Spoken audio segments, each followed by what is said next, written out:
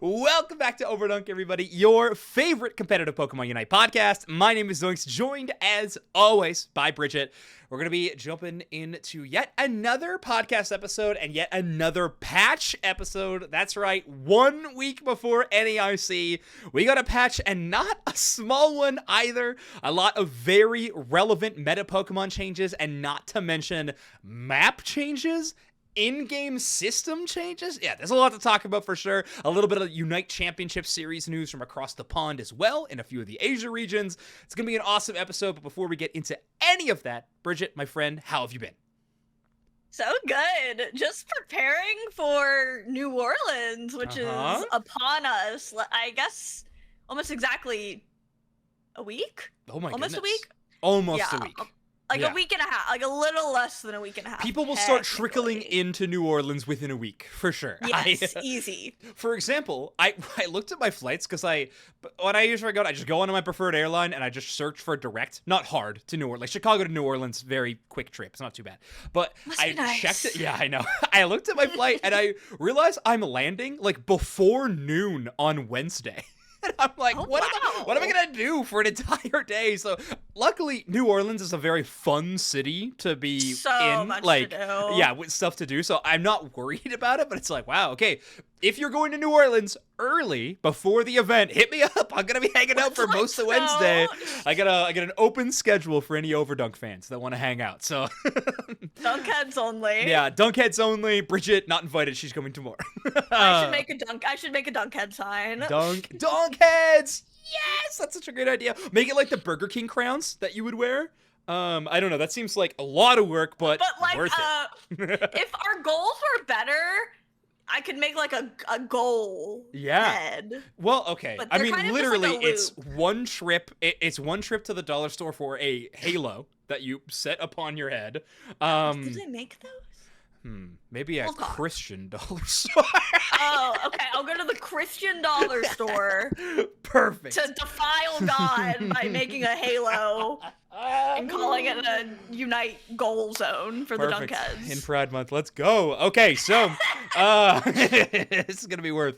All right, but anyway. Signs aside, it's going to be really fun. But I know you actually have been talking about a lot of different signs. We've been brainstorming in the pre-show. So it's just a reminder to everybody, if you listen to this podcast on YouTube, or if you're listening to it on any kind of podcast platform, we do live record these episodes basically every Tuesday evening. I know we did miss last week. I'm so sorry. When I was traveling, it just made it really difficult to set up an episode. But, if you want to catch these episodes live, it's very fun. We have a pre-show before every episode for me to make sure the audio is working correctly, and also to chat about our ranked games. So it's a good time, and it's just a lot of fun hangout. So if you want to catch it live on Twitch, follow us at UniteMics. But normally we say plugs for the end of the show, but I don't know. I felt like plugging the Twitch at the start of the show. Yeah, get them in here. Let them know. Exactly. Dunkheads unite wherever we may be found. Okay.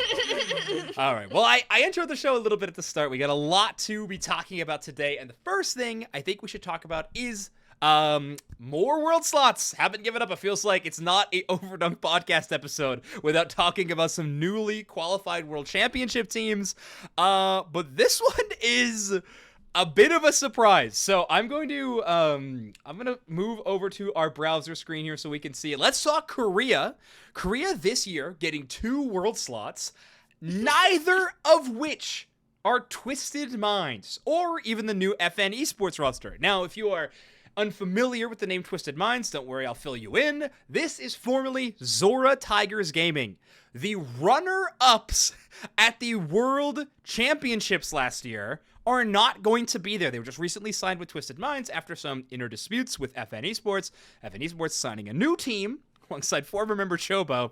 Drama in Korea. Yeah, but anyway, neither of those teams qualifying for the World Championships via their regional tournament. Instead, they finished 3rd and 4th, and the teams that do qualify in first place are Team EX, a team made up of Garam, Divel, Lip, Suram, and Pisterio.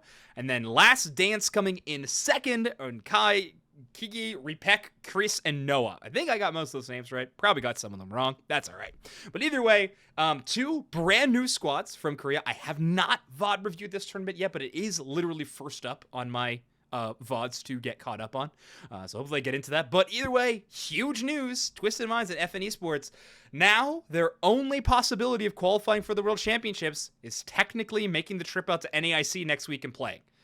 I don't know if that's happening. It would be super cool if it was, but it's not. So, Bridget, any thoughts on this, crazy scenes out here in Korea?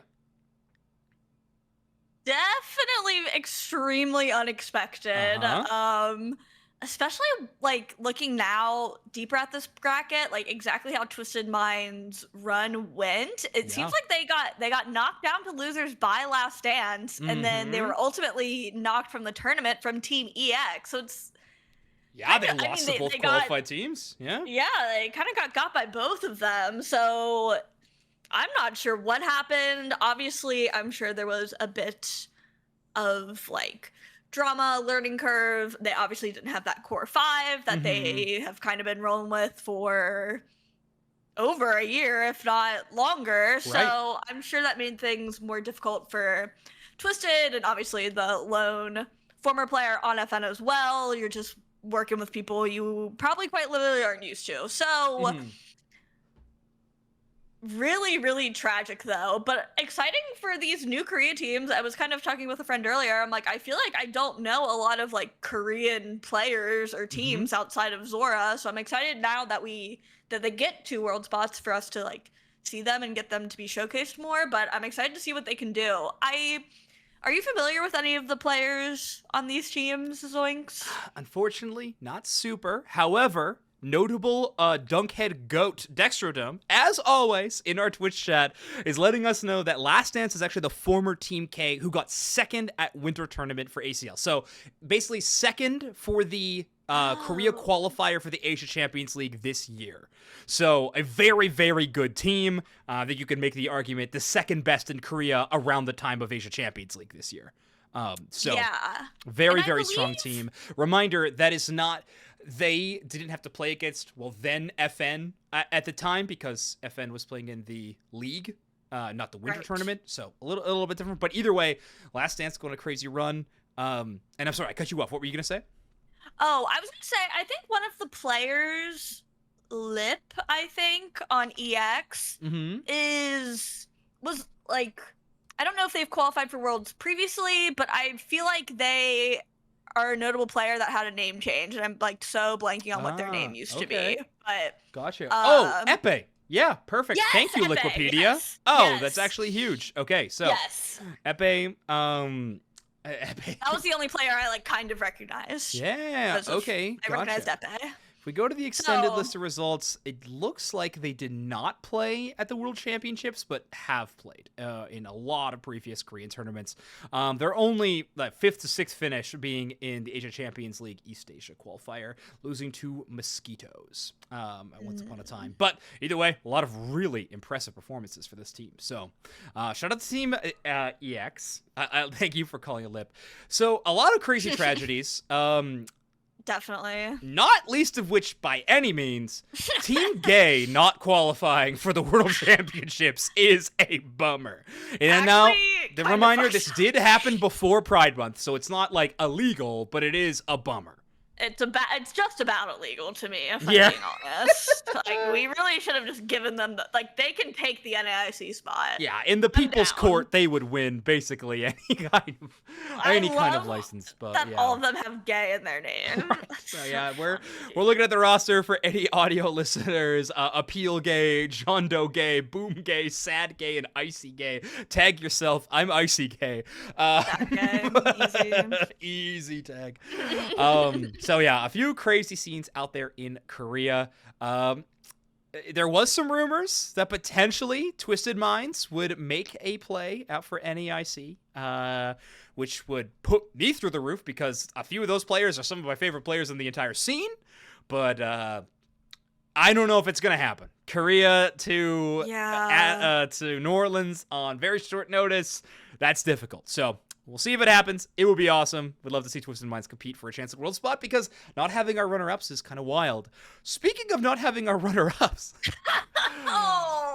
Bridget, how about not having our world champions? Fennel Esports after probably a disappointing result at the ACL finals for that team, not making it to the Japan regional tournament, fumbling in the final qualifier. So in April, May, and now June, Fennel fails to qualify 3 tournaments in a row and will not be competing for a world championship spot alongside the other top 8 teams in Japan. That's crazy. It is actually, like, unbelievable. I will give Fennel some credit. Like, they've had a turbulent couple months. Ton retired. Lucario is on a different team now. Who's apparently in this tournament, by the way. Yes, they I don't qualify. know which one. I don't know which team they're on. I'll try to look, but we'll see. Someone will know, maybe. But yeah, I'm pretty sure Lucario is helping out someone somewhere else. So, Right. it's obviously Mashio wasn't able to play at ACL. Like, it's just kind of not been. Totally. It's just really, you couldn't have a more opposite year, like, than Fennel just had as the year prior. Like, they were they were on fire last year, like, insanely dominant. And then this year it's just been hard for the gamers. And it's sad. It's just kind of weird that we're not going to have, like, our reigning champs or even, like, reigning runner-up. Like, it's crazy. It's just, it's going to be LGs World, I feel like. They're going to be the main, like, player. Like, they're going to be the only former world champs there. Insane. This is unprecedented, right? We've never had 0 world champions reemerge at the second tournament. How about second place? I think we've always had the second place team also qualify the next year, right? Obviously, Nouns Esports has played for years now. Yeah. Omo Abyssinian also showing up at Worlds, I believe, or at least members of that roster, not the entirely. Oh, well, Reggie is saying Omo missed, and I do remember they missed. I don't know. I thought like a player or 2 made it, but I could be wrong. For some reason I thought that too, but I definitely could be wrong. I'd have to check. But I do know for a fact the most of that team didn't make it. Dextro, always the clutch. They qualified but didn't have visas. I was like, someone will know, and by someone I always mean Dextro, but I don't want to make him feel obligated. All right, let's not bounce off Fennel for too long though, right? So let's jump back to it. This is Smim's favorite tweet of all time. It might be it's pretty good. This is so funny. Ton GG, this must be a very difficult situation for fans. God, why did this happen? I believe this was referring to P disconnecting. At a mid match, I believe during their Swiss rounds. God. Had a disconnect. Admins didn't pause. I don't even know if there are admins in the Swiss stage or maybe it was like early enough in the match. Honestly, not too sure. Either way, Ton sharing their feelings and sentiments for their former team. Asking why. A lot of God references in this episode today, but why did this happen? God, why did this happen? Who knows? It's just something like about the Google Translate of it all that makes it even funnier. Oh, like, no, this got another layer funnier. Thank you, Toon, for adding even more context. Oh no! This was just before Fennel had to play Lucapo's team. I shouldn't laugh. Oh, no, that's so funny. That's peak content. Oh my word, God, why did this happen? Hey, tough to be a P and a Lucapo fan. What can I say? Yeah, hey, Lucapo on top right now. Crazy. So, unfortunately, our first and second going to be missing. Luckily, both third and fourth are already qualified for Worlds. We're going to have Onyx and Peru. I'm trying to remember what team they're going by now at this time. So at least our top 4 will have representatives. But yeah, still very, very wild. And who knows if some teams will buy tickets to New Orleans last minute. That would be so exciting. If any of these like Asian teams like last minute come, I will be freaking. I'm already kind of freaking out that like like Brazil, Europe. Yeah, that were already DreamHax getting, is like, praying the- against the the opposite of crumbs. that happening. Yeah, Please, DreamHax no. is on a mission. Yeah. They need this. Exactly. Well, okay. Enough Unite Championship Series talk for now. We're definitely going to be going insanely deep dive on our episode next week when it comes to NAIC, talking about all our predictions. By that point, will we know the groups? Probably not. That'll probably get seated a little bit closer Yeah, because let's registration be stays real. open. Registration stays open quite late. If Quick it's PSA. Tuesday. Anyway. Well, yeah, quick PSA for everybody. If you are not playing or not attending, this is just like a tweet Arcade9 put up. I reposted it, but in case you're listening and didn't see that, if you are not attending NAIC and you want to get your refund, you have to back out before Wednesday, which is tomorrow if this is like live recording. So you got to back out some point on Wednesday to get your full refund. And after Wednesday, signups will be reopened for a short period. Oh, cool. So Arcade9 kind of does this. They have the cutoff for refunds, and then after that, they reopen it if they have any last-minute openings. So I know that's more of a TCG announcement because they always hit cap every single event ever. But hey, if you want to still sign up for a Unite event, this is your last chance. Get the gang together.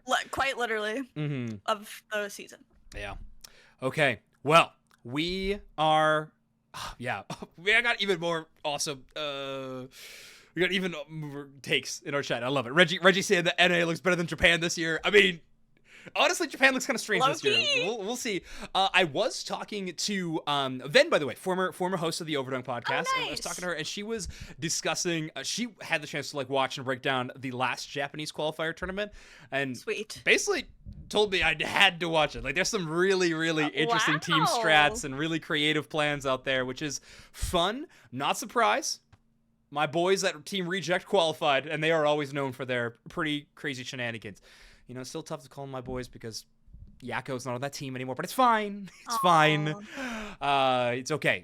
I've chosen Reject as my team from Japan, so we'll be cheering for them out of my Japan fandom quadrant. At Really? Worlds. Okay, Yeah. good to know. Love Reject. They need to have a good run. They always have a crazy regional run, and then they kind of like just have an okay Fizzle. Worlds run. We need a banger Reject run at Worlds. That'd be exciting. I can't. I'm so excited. It's gonna be awesome. Okay, so let's get into the big portion of today's episode. Yes, a week away from NAIC, we have a brand new Unite patch.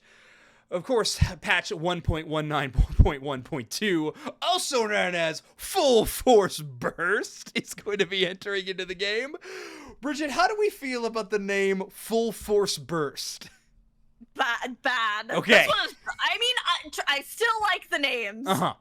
Keep naming them. This one doesn't translate to English very well. Yeah. Methinks. Yeah. This just gives crazy. This is kind of crazy. I understand where they're coming from. Kind of. At least with Cinderase. Nothing else really feels full force burst to me, Yeah, it's a little tougher. Actually, let's quickly, not fully rank, but just kind of talk about what ones were good and what ones weren't, because let's jump over to it. I'm just actually going to go into Garbage King's posts on the Pokemon forums, because they're the ones that post the updates all the time. So Full Force Burst was maybe not great. Breath of Evolution... Oh, I don't know how liked. I like it, but I don't really know thematically where was nice. I didn't know where the breath hit, but I do like it. I do like Breath of Evolution. Like a breath of life into the mons that evolute. That's true. Okay, Assault Break, not bad. Not bad. It was very descriptive of what was happening. AKA speedsters were assaulting me. I needed a break. That's true. Yeah, very memeable, which is a great patch name. I did like that one. Negakuten Zurtasfunkten. Maybe not the German translation. I believe that's for trading feature update. Okay. Yeah, we had Assault Break. Oh, Unison Strike. Very good. What? I was the boo! I was ready about to be like, tomato, hiss. Wow. I liked Unison Strike. Really? Yeah, it's better than Full Force Burst. All right, let's get into the patch. Let's get into the patch. Okay, in a Well, rare occasion, we're actually going to start with the bottom because this did happen earlier. Amuletcoin and Choice Scarf hit the game. We talked a little bit about that at the start of the episode, at least when I was talking about Choice Scarf. But Amuletcoin has been added as well as Choice Scarf. And one of the first times in a long time, we have gotten a 24-hour hotfix added Yes, to the sir. game. Rare. Amuletcoin now has added a 20-second cooldown to the energy gain effect. Amuletcoin is a unique held item that increases Aeos energy gained from KOing wild Pokemon. However, when used with certain Pokemon or strategies, score comps, it enables players to reliably score large amounts of energy early in the match, which led to more one-sided games than anticipated. To I address could this, not have seen this coming. there's no way. To address this, a 20-second cooldown has been added to the energy gain effect to reduce the overall amount of Aeos energy that can be collected. We appreciate the new strategies involving specific items may continue to significantly impact win rates. We will continue to monitor these trends closely. I think that final sentence is kind of interesting. It's basically like, hey, if this doesn't win, we'll put it back. Is like kind of what I'm getting. Well, we'll They see. won't put it all the way back. No, but they'll definitely loosen it. But they would, yeah. I will say, I think this nerf is my favorite way they could have done it. Yeah. Because I think what I always thought the craziest part about old Amuletcoin, by that I mean what existed for 24 hours, was that it worked on objective Pokemon. Like, you're not going to Insane. Regieleki, you were getting bank, 30? AS energy instead of 20, right? Like, it is insane amount of cash that you had. Yeah. Wild. But now you can still kind of do that, right? You can play around it. You just watch your cooldown, make sure that that's the next wild Pokemon you knock out. Like, I don't know, 40 It's really not points. that long of a cooldown. No, exactly. Like 20 but it's seconds. a bit more like, you have to think about it a little bit more. Yes. Which I think is actually kind of a cool strategy. So if people want to still try to play score comp, they can. This is another item for it. Great. And now it'll have to be used a little bit more creatively than just eyes closed, head first, score. So Exactly. we'll see. Yeah, this quote, Dexter giving us this quote from Curios, said during the meta that we need to break tier 1 before 850 to outscore score comp. That is vile. Vile and disturbing, actually. Scary. That is the goal. I remember I was like, that was like kind of around when the Psyduck skin came out, and that's why I was like, I'm gonna play Unite, I'm gonna get this duck skin, I'm gonna figure it out, and then Amuletcoin dropped, and I'm like, no thanks. I'm actually not even gonna touch this until this is not happening anymore. So I salute everyone who played during this period. Totally. I could not be me. Yeah, I gave it the old, I'll play a different game for now. until I came out. Yeah, I watched some streams and I was like, I don't think this one's for me. Okay, some of these bug fixes are very funny, actually. I'm just reading through them. Did not know this, but they fixed an issue where Decidueye's Leaf Storm could move Alolan Raichu's planted Electro Ball. That is so funny to me. That Decidueye could go bounce him around.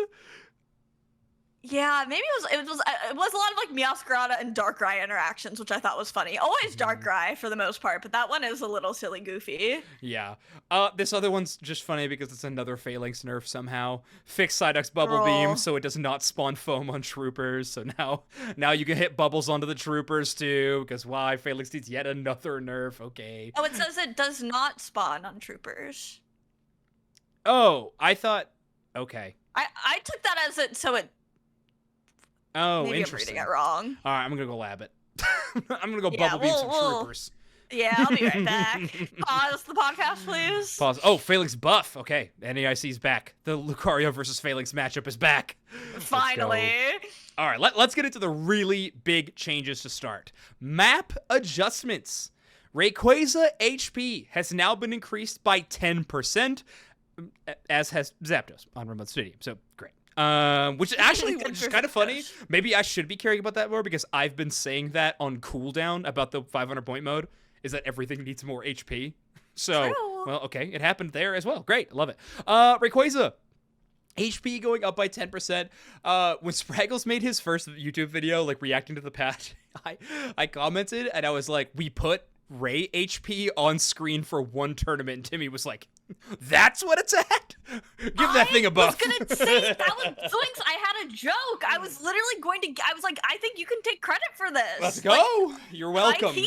You're welcome, Rayquaza. You put the HP bar for May Regionals, and they were like, man, this thing really is going down fast. Like, maybe we should do something. Give that guy a Rocky helmet. That's all you. Yeah, that's the other bullet point. Put Rocky helmet on the Rayquaza. And leftovers. What the? Yeah. That'll get him. Yeah. But yeah, I don't think this is gonna be like, I don't know. Do you think this is gonna be like an impactful HP change? To me, this isn't like gonna be too game changing, but I do think this is a really like a very unique and positive time where it feels like the community has been like listened to. Yeah. Which in a couple ways. It's kind of shocking a bit, but really cool to see. Yeah, I love it. Do I think it's going to be impactful? It's really hard to tell without feeling it out in game, right? This is very much a vibes change. Like 10%. Well, I actually could tell you exactly what that is at 8 minutes, probably, if I went over to the Unite broadcast where we had the number on screen. That's not a lot. Yeah, but it's not a lot. But when their HP is at like 32,000. You're looking at what, maybe 2 to 3 more moves initially from a Pokemon? No, that can't be right. It takes more than 10 moves to knock out. Well, because it gets more HP the longer it's up. Totally. Yeah. So it's a wild Pokemon that buffs itself essentially. But either way, I do think it'll have a kind of more to change.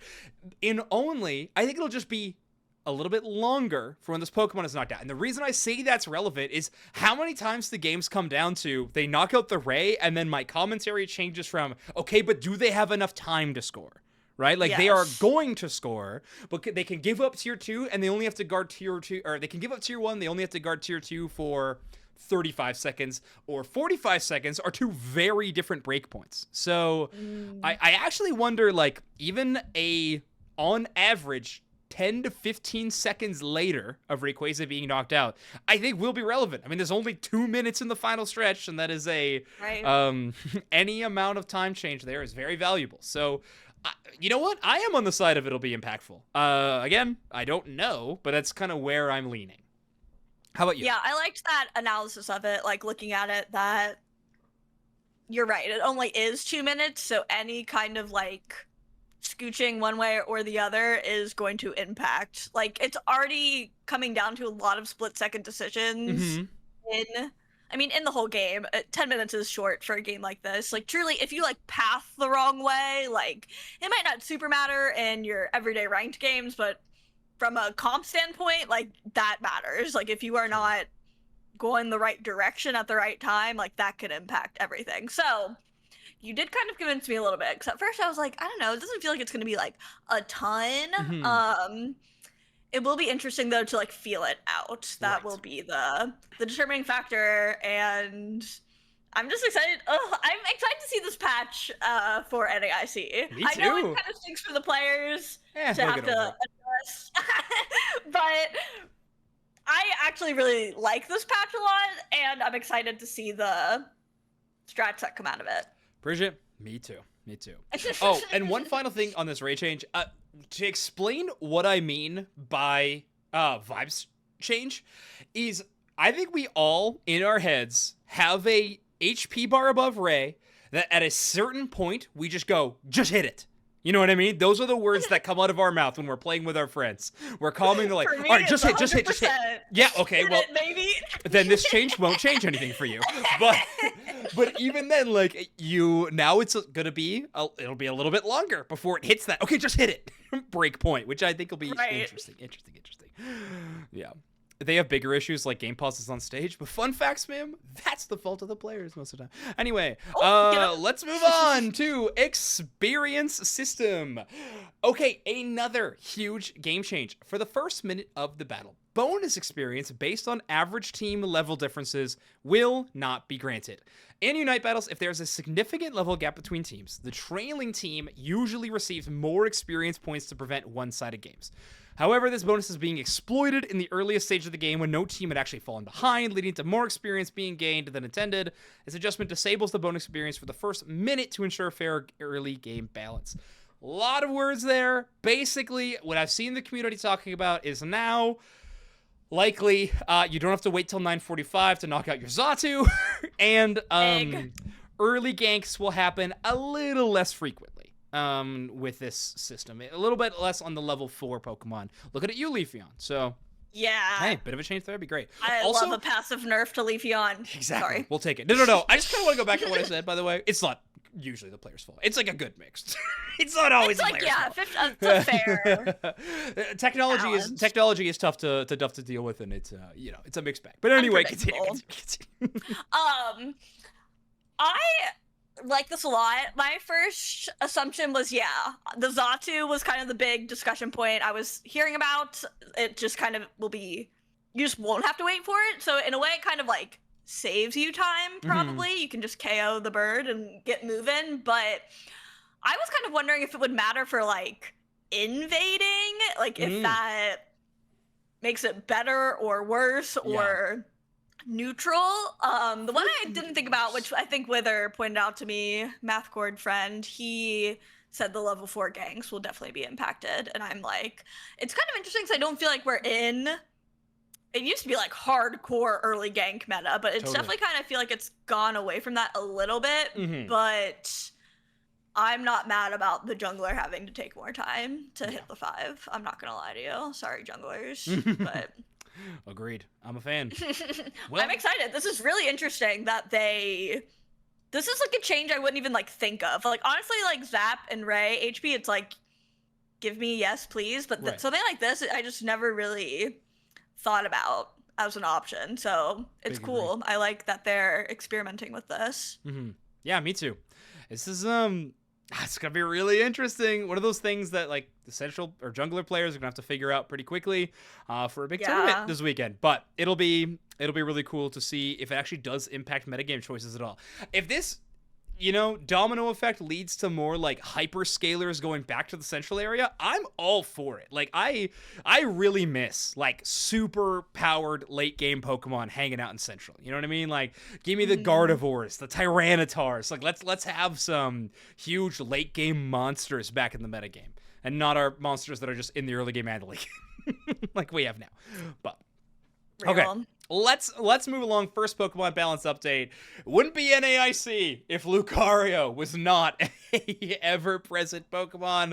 Lucario getting, honestly, Battle Pass levels of buffs, in my opinion, but quite a few changes. First off, the Steadfast ability, their passive, where they gain a shield when they go below a certain HP threshold, is now had a cooldown buff from 60 seconds to 45 seconds.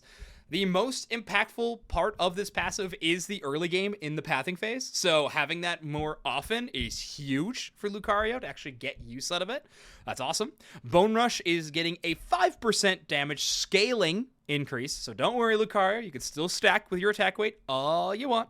The cooldown also going a 1 second cooldown buff, I guess, from 10 seconds down to 9 seconds, which is pretty awesome. It's not an extreme speed buff, but it kinda is. With Bone Rush, you can just have a Bone Rush off cooldown a little more often to reset your E-speeds. And then close combat, the healing is going up by 15%, allowing Lucario to be a bit more of a brawler. And then its Unite move, also getting a 10% decrease in energy cost. So Lucario also able to Unite more often. This is pretty huge. I mean, Lucario, it sees niche play by players who want to relive the glory days. But this is pretty fantastic. I mean, these changes do feel like now Lucario could be a very relevant option in the top lane. Yeah, honestly, I overall actually like these changes. It just felt like Lucario couldn't really compete.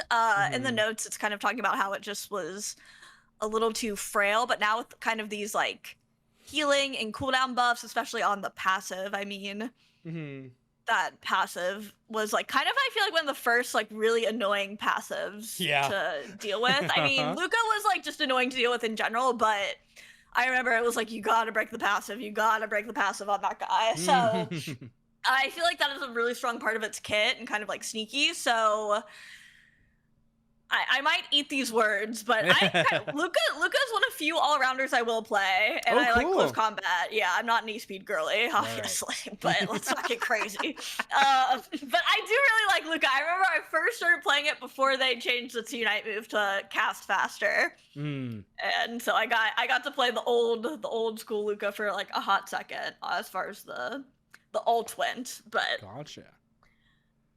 We'll see, but I think this will spark joy for many players. I mean, he's kind of been a little moot, probably since NAIC last year, so... Yeah, it's been a Pokemon that is selected, honestly, more often than his win rate would give you credit for, so... That's true.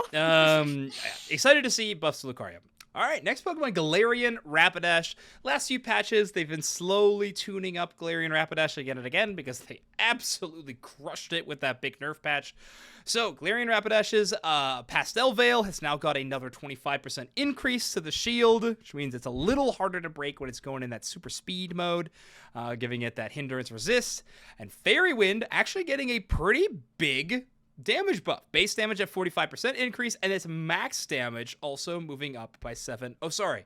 Its base damage going up by 45%, and its max damage actually getting a 7% decrease, which... Interesting. Don't know why you would lower the max amount of damage, but that's all right. I wonder, like, is Fairy Wind's max damage based on speed? Because I'm basing this, I have not played Fairy Wind. Maybe I have. I haven't played G-Dash in a minute, but they said that Fairy Wind's damage has also been adjusted so it's not overly reliant on movement speed. So I was wondering if you just get more off rip instead of having to zoom fast to get the max damage, but still a little weird. Yeah. Interesting. I don't know.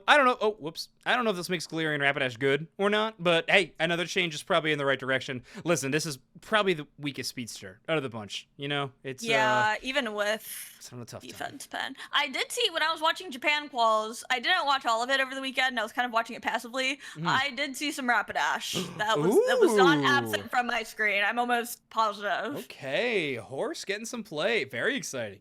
I feel like I've been seeing it like EXP share. Maybe I don't know if I saw it in Japan, but I've been watching some streams. I don't know. EXP share does give you move speed, so there you go. Plays into its passive. There you go. I like it. Okay, they were playing it and it was a choice. Okay, well, yeah, Smim not a fan. I don't know if it was good, but they were doing it, so now they're probably gonna do it more. Okay, so far we've had Lucario buffs. Now we're about to talk about Cinderase buffs and Greedant also getting a buff. Overlord patch? Anyone? They really said it's time for NAIC. Give Overlord the controller. Okay, Cinderace. I don't think this stat buff is going to be super impactful. Cinderace just getting a bit of an HP boost into the late game. Its base HP sticking at 3,000, but now instead of topping out at 5,400, is going to top out at 6,000. 400 HP is nothing to sneeze at, and Cinderace, one of those rare cases that they often do get to level 15 by Rayquaza, just because it's a farming monster. Any of the ADCs are. So you will probably get to this upper HP threshold. It's just how relevant will it be at that point in time? But it does bring other things to the table. Obviously, it's still a decent Pokemon. It sees niche play. And now, maybe with this other change, they'll see a little bit more of this moveset because Pyro Ball has now shortened the attack animation. So don't worry, Cinderace. You don't have to use your moves for very long anymore. You can get back to holding the A button as soon as you use Pyro Ball. The attack animation has shortened, and now you can get back to your auto attacks. It's really scary when you're not pressing the A button. Exactly. I get it. This is also, honestly, this patch this patch felt like more significant, or I guess even like special, because I feel like we were getting changes that are not like your everyday, like, stat up, stat down. Like, shortening its animation is so cool. Yeah. I'm like very excited to see how shortened it is, like how much faster he kick the ball, but we'll see. I think that's cool. Yeah. I mean, when is the last time Pyro Ball's animation has probably never been touched since this Mon was created, so Notable attacker enjoyer Tans is in our chat right now too, saying that this could be a broken change depending on how fast it is, like comparing it to Mystical Fire Delphox. So this could be huge. Give that. Ooh, that'd be fun. I mean, cool to see Cinder Pyro Ball meta? Cinder, but the mid-range move on Cinder just feels so difficult. You know what I mean? With only Flame Charge or Feint to avoid damage. Well, we'll see. We'll see. I'm not super confident that Cinderase will leap into the meta with this, but I have been proven wrong many, many times before. So let's get to the next Pokemon. Greedant. This actually, okay, might be my favorite change in the patch. Oh my God. It's Ray, but maybe this one. Okay, we talked about how the stats might not matter too much on that Cinder change, but they are pretty helpful.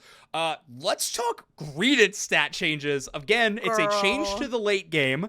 Greedant's defense going from topping out at 433 to topping out at 540, so over 100 physical defense added, and then from 360 to 460, 100 SPDEF added.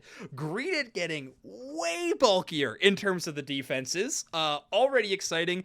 It is a Pokemon that wasn't like, I mean, 360 and 433 aren't that great of defense stats. It definitely made up for its bulk with the HP and its movement before, so now it's just kind of becoming a all-around tanky monster. But then the rest of these changes kind of exciting. Bullet Seed will now resume shooting seeds if the move is interrupted by hindrances, as long as the button is held down.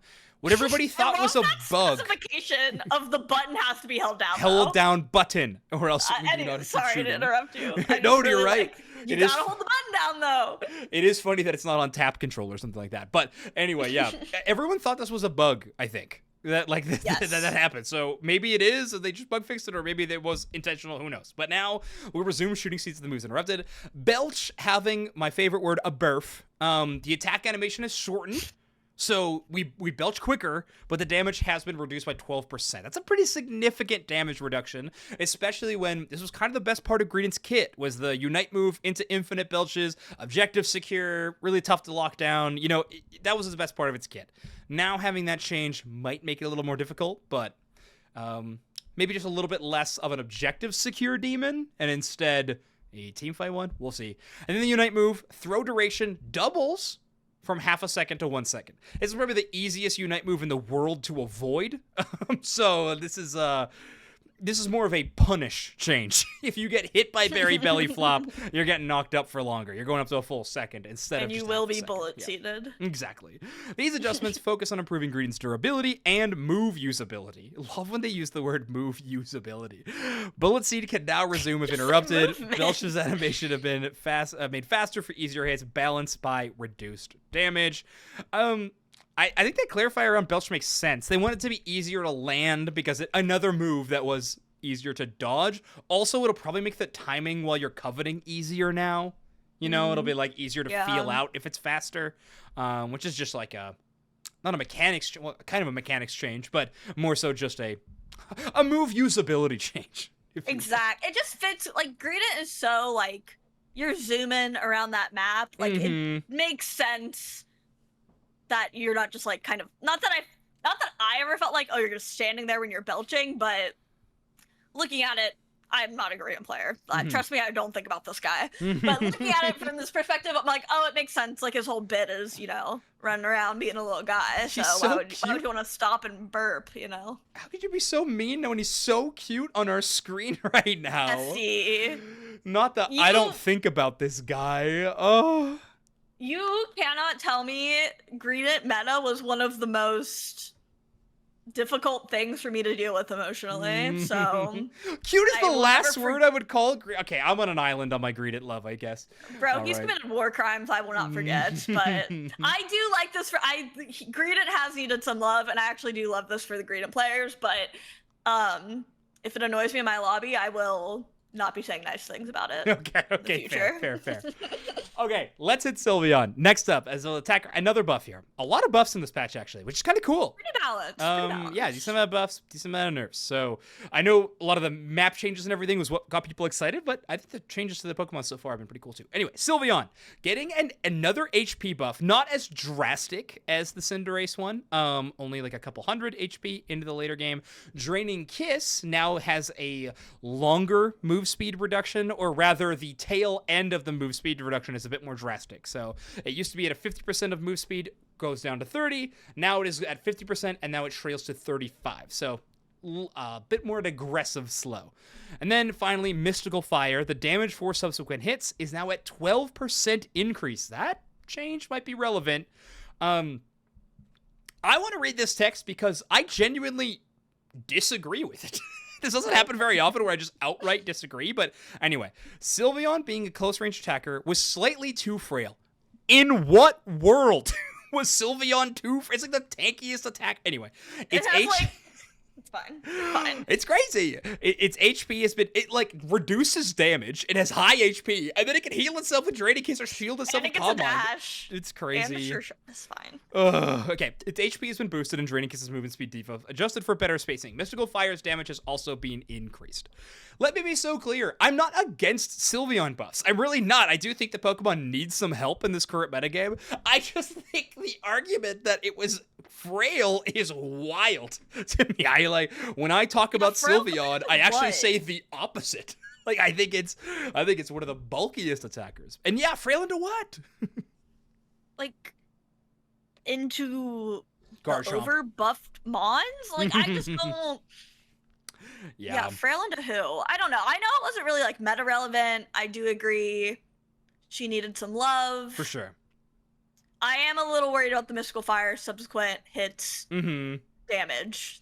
Yeah. But I'm not playing speedsters. Good luck. It's true. I'm interested in these changes. When looking at them at first, I don't think this is putting Sylveon into the metagame. I think it'll be a more relevant ranked Pokemon, for sure. But I think Sylveon needs a heavy special attack meta to really thrive with Mystical Fire. And then on your own team, having more special attackers to shred with Hyper Voice, either one. But I think our metagame is largely based around physical attackers at this point, with Inteleon being one of the rare cases where it's not, and Glaceon maybe nowadays. So I I think it's not Sylveon's time, but once we start going to some more mages, I think Sylveon will rise again. We'll see.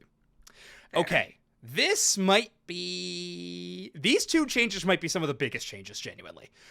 Yeah, Mew. The next two. Mew gets a buff. Already, that's wild to say. One of the strongest Pokemon to ever grace our video game, Mew. Electro Ball, base damage up by 5%, also through light screen.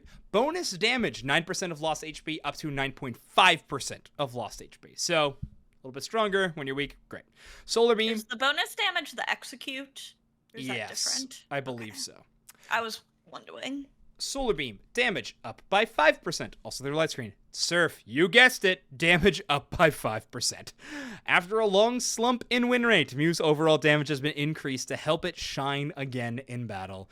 Listen, I mean, the data's showing Mew's not winning. I get it, but wow, has there ever been a more skill check Mon in our game other than Mew, right? Like we talk about this Pokemon always as one of the highest skill floor Pokemon in the game. It's a tough Pokemon to manage, for sure, optimally. And when players are truly good at it, points at Otter, points at Foxy, it can be unbelievably good. And now it's getting some buffs, so I think LG's got to be feeling pretty good about this patch. What are your thoughts on Mew? It is an LG patch. There are some signs of Noun's patch as well, but they got Toon Slim on the team. LG is definitely kind of feasting. Maybe not Slash with the Umbreon, but he's fine. He'll be fine. Blissey didn't get nerfed again. We're good. And he plays Block Snorlax more often anyways. It's fine. Oh, he's fine. Yeah, Mew is definitely a little scary. Obviously, like 5% damage on all of this isn't like the craziest amount, but I really feel like Mew is almost like a support in the sense that like it's not gonna take a lot for it to dominate. Mhm. I would say from a balancing standpoint. Correct. So agree that before this, it's not like Mew was making a big impact by any means, and was kind Mhm. of like obviously getting outclassed by the likes of Inteleon, for example.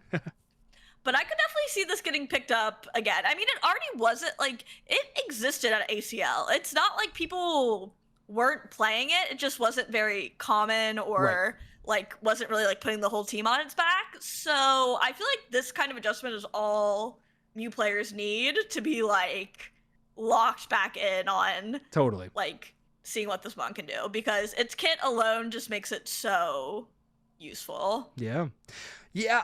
Personally, I don't know if this changes enough to make what I want to happen, but we'll see. I would love to see attacker Mew show back up. You know, I love for it to play that role on the team. Like EXP share Mew's cool, support Mew's cool, but I would like to see the return of Mage Mew crushing it again. And we'll see. I don't know if it'll happen, but hey, it's buffed, and I'll take I don't know if I want that to happen. I'm not gonna lie to you. All right, well, Bridget's a hater. Umbreon. I am. Another burf, and this one showcased by the official burf symbol, showcasing a green arrow up and a red arrow down.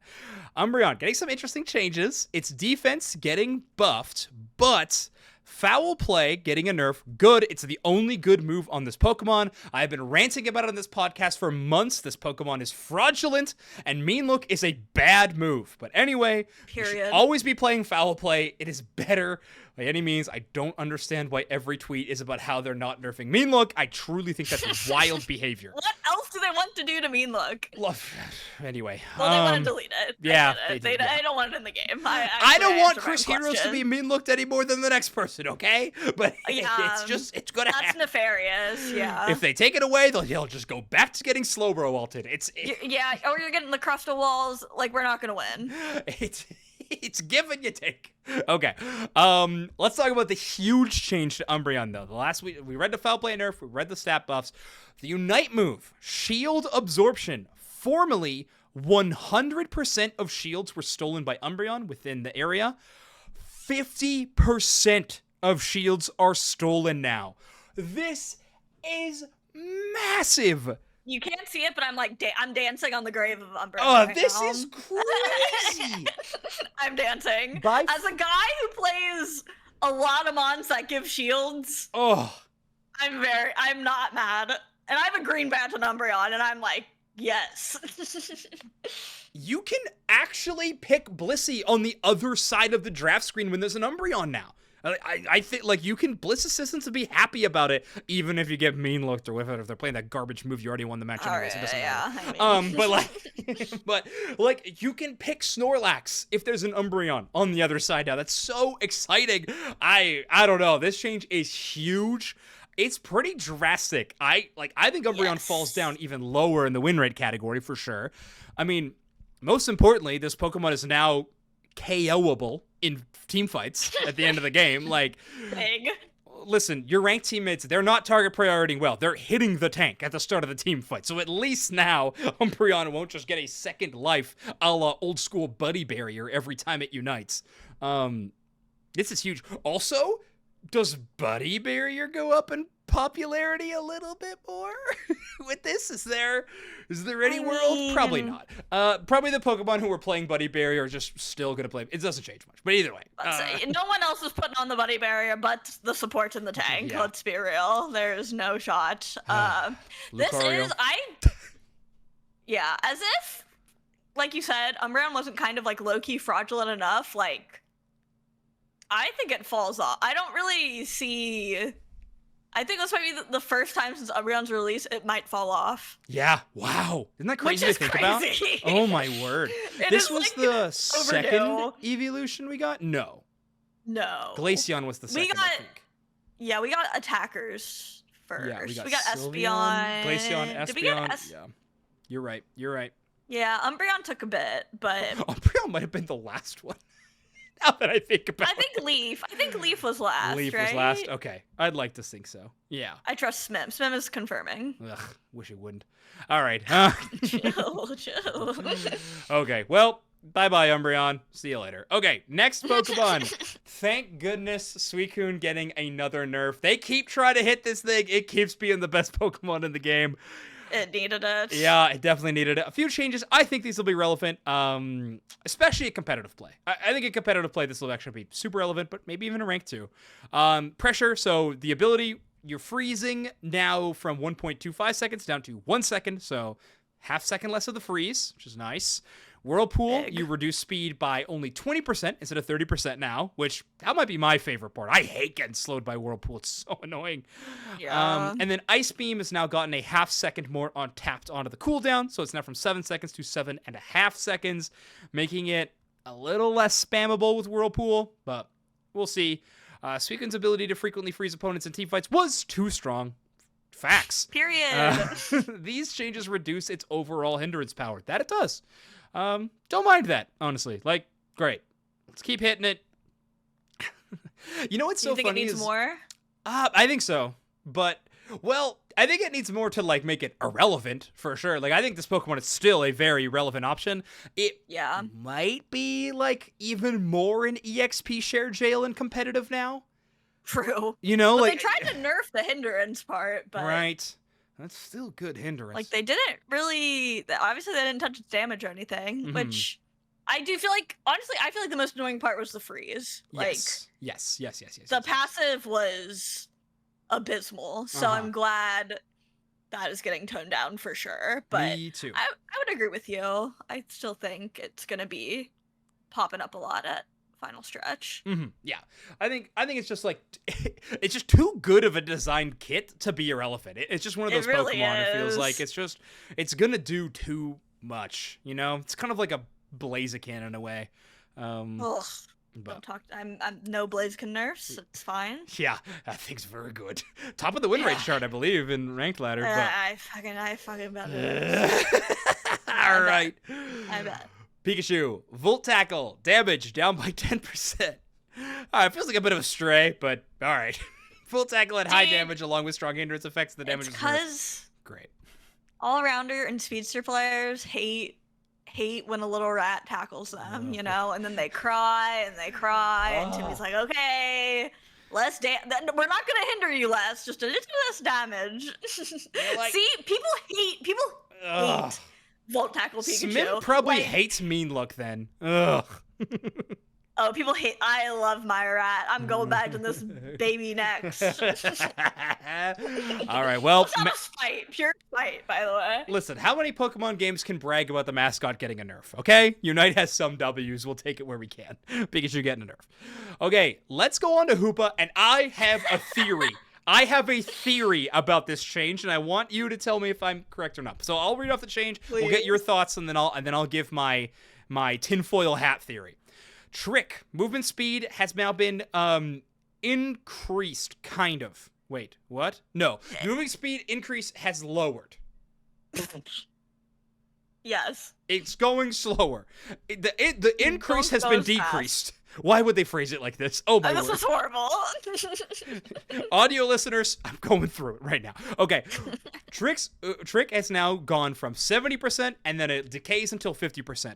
Now it starts at 60% and then decays to 40. So we just move down the track a little bit lower.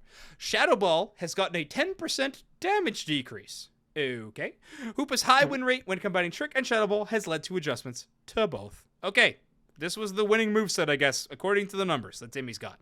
But Bridget, let's hear what you think about this. I saw the down arrow on Hoopa, and I wasn't happy. I'm not gonna lie. I haven't even really been playing much Hoopa lately, if I'm being like honest with you. But I still feel protective of him. So it's just like at first I was like, okay, I get it. Like he's inherently impactful. But then I saw Trick Shadow Ball, and I was like, well, that's not the moveset. Maybe Trick. Honestly, Trick kind of... But it's like, okay, Trick has been, like, kind of a little bit slightly relevant. Right. Whereas, like, Portal is, like, duh, you know? Like, map breaking basically until Latios and Latios get here. No one else does this. So yeah, sorry Shadow Ball enjoyers. Like you guys they found you out. I don't know what data they had. I don't think Unite API reported this win rate as being very high, but okay. What's your theory, Mr. Zoinks? What do you got? My theory is that the Trick Shadow Ball moveset is very similar to what Alcremie is about to do with the Decorate moveset. Oh, the conspiracy! So I think they preemptively nerfed the other moveset that kinda does what their brand new Pokemon does. So that you're is like, so funny. So that it stands out a little more. I think this is a preemptive notice me Alcremie change. And they're all the huge fan base of Trick Shadow Ball players are gonna be like, man, they nerfed my boy. What am I gonna do? Here comes Alcremie, baby. It's cake time. I like the psyop you've got going on. That's so fun. I'm so glad you pointed that out. It is a conspiracy theory with the least amount of people affected of all time. They're like, I can see like they're deep in the Timmy Studios, and they're like, "This is the sauce. This is what's gonna." They're on to us. Yeah. Okay. I think you're right. All right. Well, yeah. Dexter's saying Jungle Alcremie Flareons. Oh, okay. This was for They saw Flareons kept threatening, and they were like, "This kid really talks about this a lot. We should make sure he can't Jungle Hoopa." Yeah, he just looks at the cake. He goes, "What? It's just better Jungle Hoopa." He plays it. Maybe. That'd be good press. Okay, so wow. that's my theory on Hoopa. I liked Let's that. move on to this good. next Pokemon. I'm sorry, Bridget. You can avert your eyes if you wish.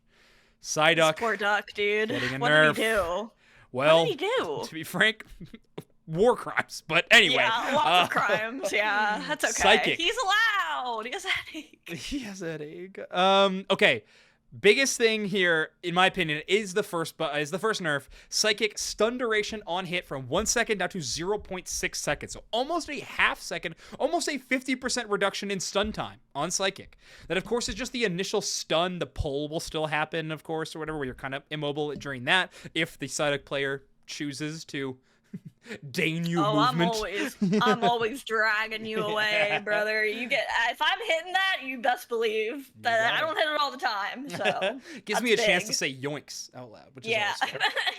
Exactly. So yeah, but I do think that initial stun change is actually massive.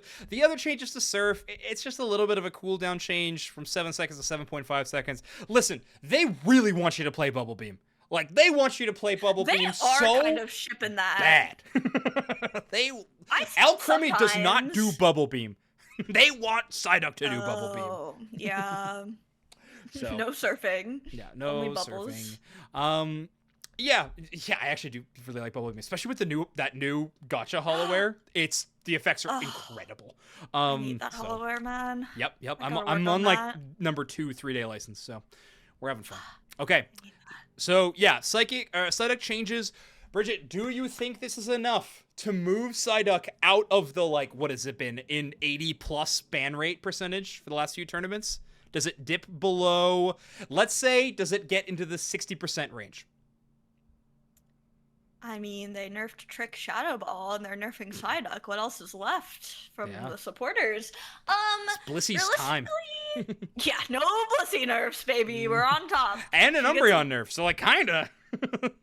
Honestly, these actually are, like, passive buffs to Blissey, both the Psyduck and Slash has his buff. Okay, it is the LG patch. We found it. I'm very convinced. I don't know. I don't think this is enough to stop this duck. Yeah. Like we said, Bubble Beam is honestly not bad. Especially, I feel like if you have like an ADC, which like, hey, maybe with Cinderase, we're just popping bubbles and pyro kicking. Mm-hmm. I don't know. I'm not a strategist. I don't know. So I still think it'll be pretty relevant. I don't know if it will be as banned, but I mean, I feel like Eldegoss is maybe a bit more of a player now than it was during the Speedster patch, but Other than that, I do feel like this was Blissey's world and we're all living in it. I don't think Clef is having a bad time either. I'll be interested to see how much usage it does get at final stretch. Great call. But other than that, I'm not really. I think we'll definitely still see Psyduck played. I'm really not sure about the ban rate though. Yeah. I guess I'm trying to think what you're banning over this. Blaziken. IMO. Suicun still, maybe. You think? I really think so. I have the fear of that Pokemon in me. We'll see. I'm not too sure. Umbreon out of the ban slot though. That's kind of cool.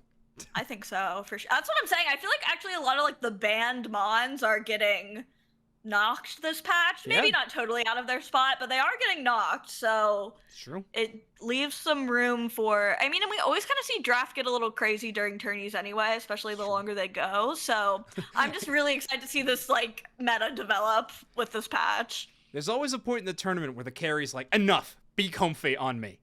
Yes, you're like, okay, will always be around. Comfey is the Lanimal. It has one job. It has one job, and it shows up at land.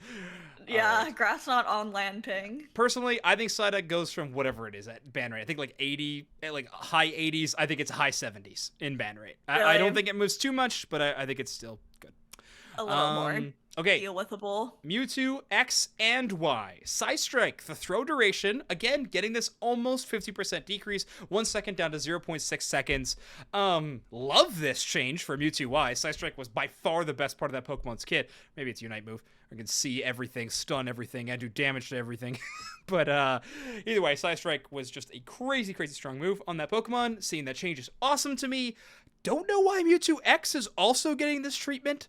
It's like a weird stray. Are they like, they're not like coded the same. Maybe like, they are.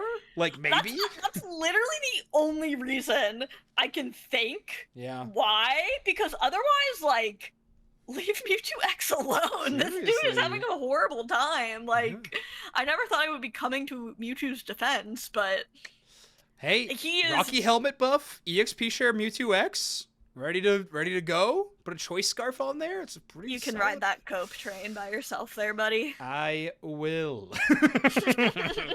All right, let's get into another change. Snorlax getting a nerf. It has been extremely strong. However, it's just the yawn set that's changing. Sleep duration is now from 3 seconds down to 2.5 seconds. I honestly think it's kind of a fair change. Yawn has never felt broken to me. It's more felt like almost cringy. Like it's such a weird, it's a really long stun, not to mention you can hit multiple targets with it. It's not single targets, so which disrespectful, which is a little wild. So I do think that the change is good, and honestly I don't think a half second is really going to make the difference too often, especially because they were normally getting woken up by some kind of damage anyways. So not a huge nerf. Felt like more of for posterity. They're like, for the optics, we got a nerf Snorlax. Yeah, we got us. There's too many Snorlax players who are yawning and then dancing in people's faces while they're sleeping. The vet player change. Got it. It has to be.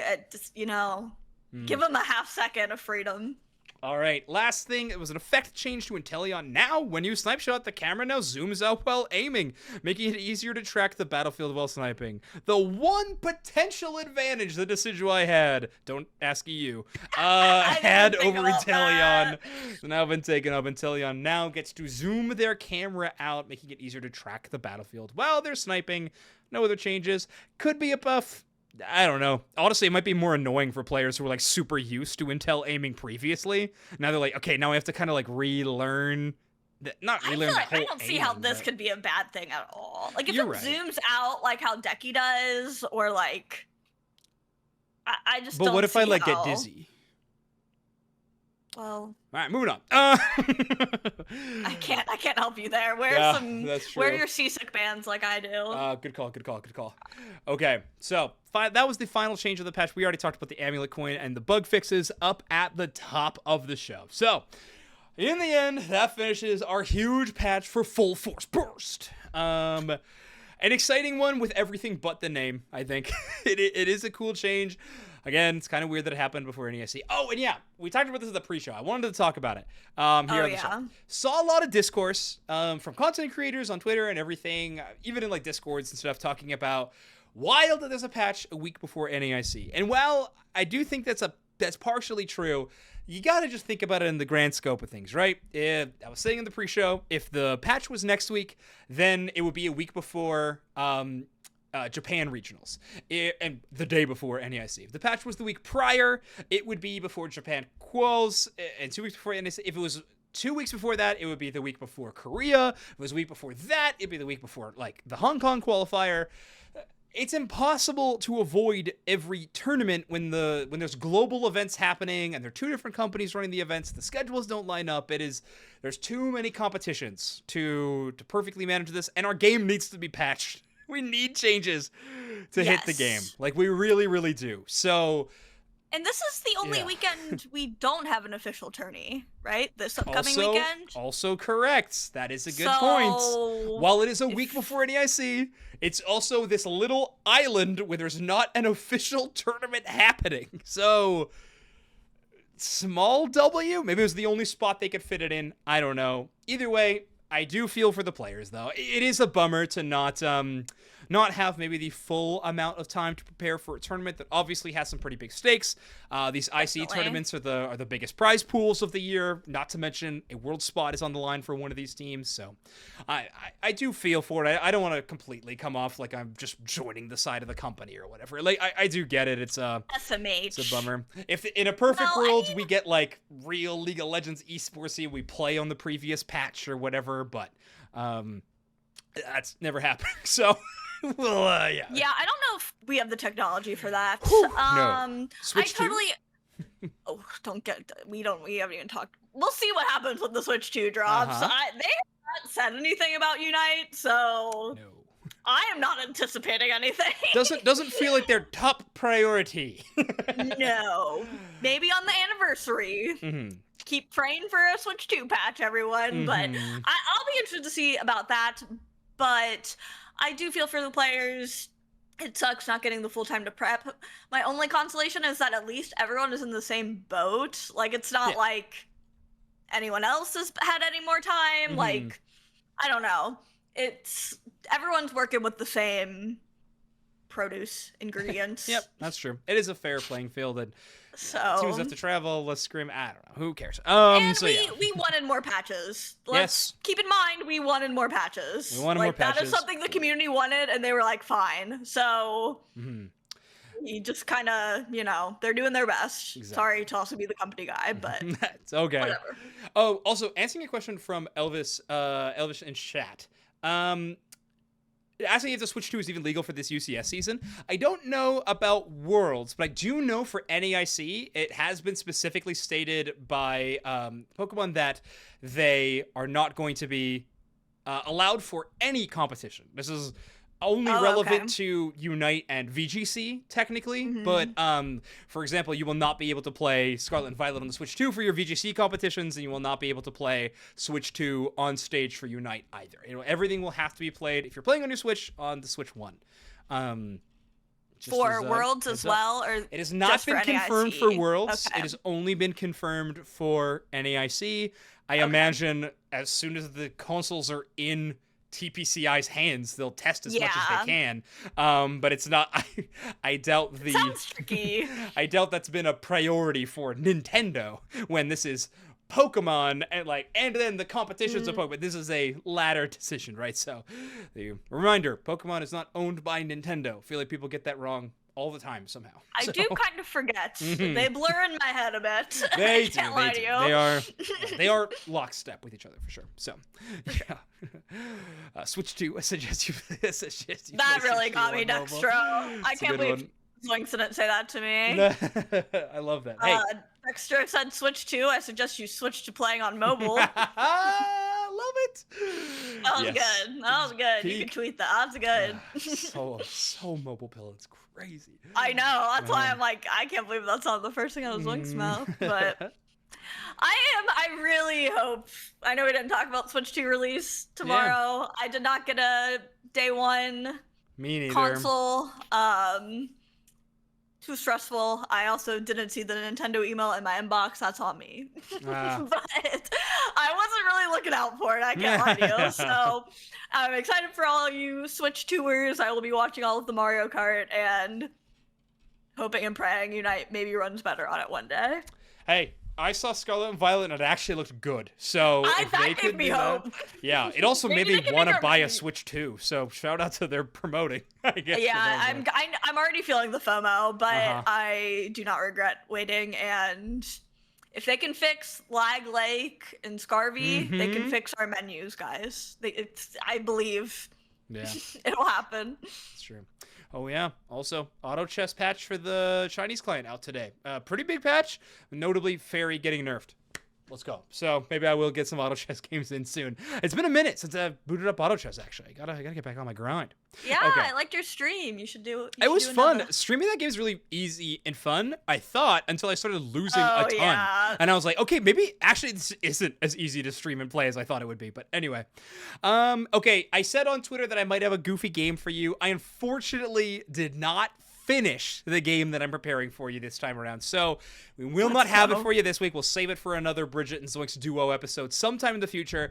Likely won't be next week either, because we will be doing our epic NAIC preview episode. It's going to be crazy. It's going to be wild. We're going to have a few of the other commentators who are going to be working the event joining the podcast. We're going to do predictions, not only on teams, but also on the metagame, probably. Bridget always makes some pretty adorable graphs. I could do some rankings. We'll see. I've been doing a little bit of power rankings for the Unite Socials team recently, Yeah.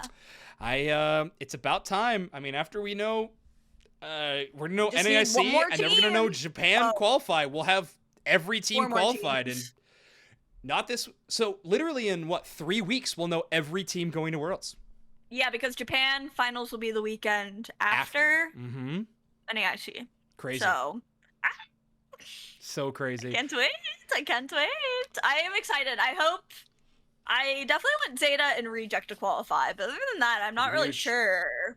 I For my love it. Japan, I'm not as familiar, but We're all I cheering for would Team Gay. I hope that in some way they can qualify. I'm not sure how it'll get 'em to happen. wo- Really hoping for We it. just get them to Worlds, Exactly. get them to the final stretch. We rig it, and Yeah, go from there. Fennel at NESC. If Fennel or Twisted Minds show up to NESC, I'm going to lose my mind with I excitement. would That freak would be out. Oh, that'd be so fun. But okay, with that, Bridget, anything to plug before we get out of here? Zoinks, you will be doing the official Pokemon yeah. NAIC pre-show. That's true. This week, Friday. Yeah, this Friday. It'll be fun. I'll be making a return. It's my second home at this point. It is. I really love those preview shows. I actually do have so much fun. I've said it on this podcast a ton of times. I've said it on broadcast. I am genuinely a fan of all 4 of the Pokemon titles that are played at the Championship Series level. Like, every regionals weekend, I love it because I can have, like, multiple streams going on at a given time. I'm what they call a nerd and a loser. But I do... I think it's jack of all trades, but yes. whatever you want to identify as. Either or. for you. But I do love all the games. So having a chance to be on a product that, like, pushes all the games is very, very fun. One thing I do want to say, though, they post every time they did the announcement, they always ask for questions from the community, and they can be about literally anything. So just a call to the community, please post questions. They're so fun to do on there, and the Unite community always has, like, kind of the best questions. All the other communities are like, what restricted Pokemon should I play? Which is a good question, but, like, it's the same one every time. So, yeah. I'm not even saying you have to be creative. Go just ask, like, what speedsters the coolest. That's fine. I don't care. But just go ask questions. That would be awesome. So there's my call to action for our community. Also, we talked about it a little bit in the pre-show, but if you're watching this on YouTube, please, if you made it to the end of the episode, comment below what sign should Bridget make for NAIC. If you're watching the official stream, Bridget is going to be on camera a whole lot with large signs in the crowd. So make sure to make signs, but in the YouTube comments, give us ideas for what signs to make that we can cheer on the Unite competitors for the crowd, because it'll be really, really fun. So the idea is just to give you guys some thought starters, because I feel like I've been struggling. Some suggestions I have so far are we want free hot dogs, We got world's that. smallest marble. Just like an Overdunk logo that I could like wave around a lot when there's like an Overdunk. Let Chef draw Gyarados. So funny. That might be my favorite one we came up with, actually. I think like that's that my one favorite too. one. I like that it like calls out the cat. I wanted to kind of do like caster ones instead of team ones, but if you guys have good ones for like a team, let me know. It's also so funny because no one wants to draw Gyarados less than Wonder Chef. So it is a truly hilariously perfect sign.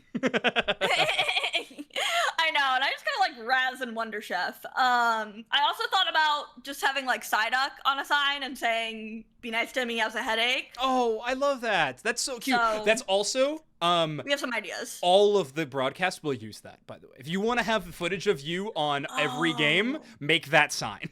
Because Pokemon will love that. Especially because these ICs this year are all branded Psyducky. Oh, like, I didn't even think about that. So, like, all the merch is, like, Psyduck and Wooper. So, yeah, definitely. Like, Bridget, this is a play, right? This is meta.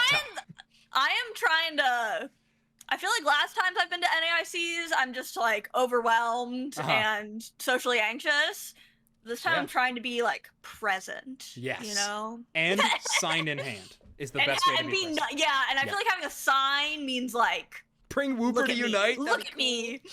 Yeah, that's a good one. If Clodsire comes to Unite before Muck, Muck is going to lose his mind. Claude would be awesome. Clodsire would be good. Yeah, Clodsire would be good. My perfect would be like a Alolan Muck of that archetype. I would love a rainbow Mucky boy running around. But 3 Alolan Pokemon. Actually, let's make it 4. Alolan Exeggutor would also be so funny.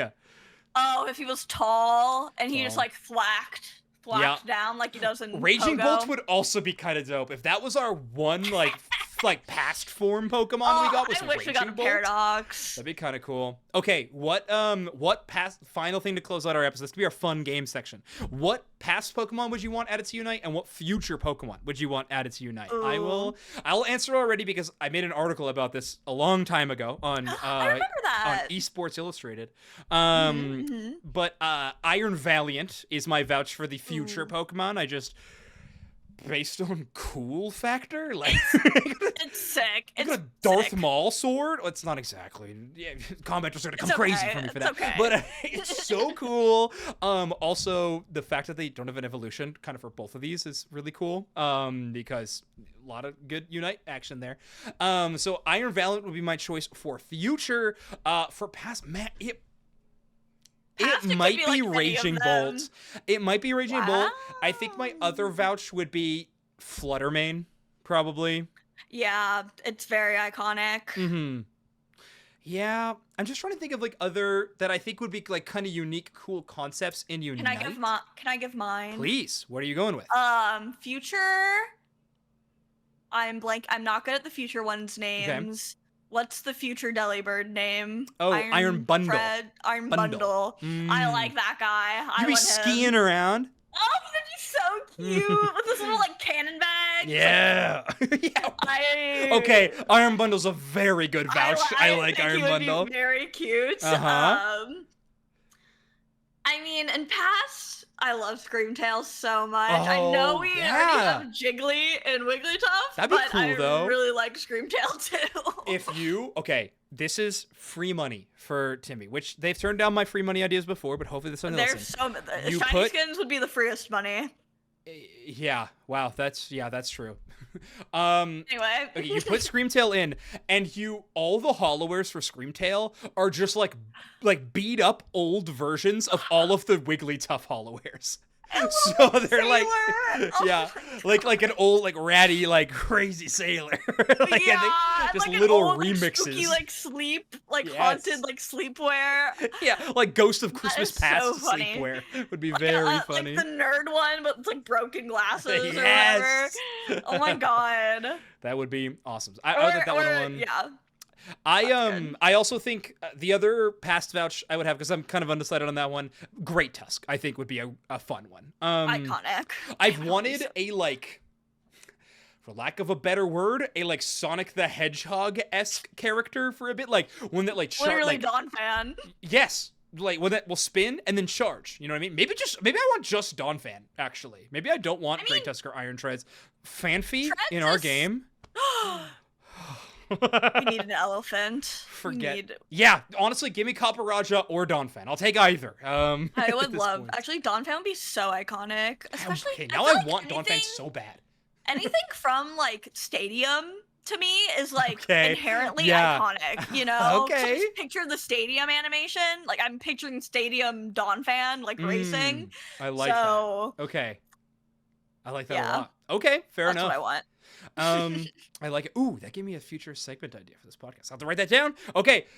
We are now finally at the end of the episode. So remember when I said that congratulations for making it to the end of the episode? I lied.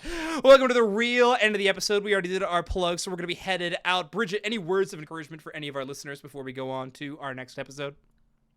Keep investing in yourself, and you'll never go wrong, you guys. Oh, that's the best investment advice I've ever heard. Also, a house is an asset and not an investment. We'll talk to you all later. See you later, Dunkheads. We'll catch you on the next episode. Bye-bye. Bye.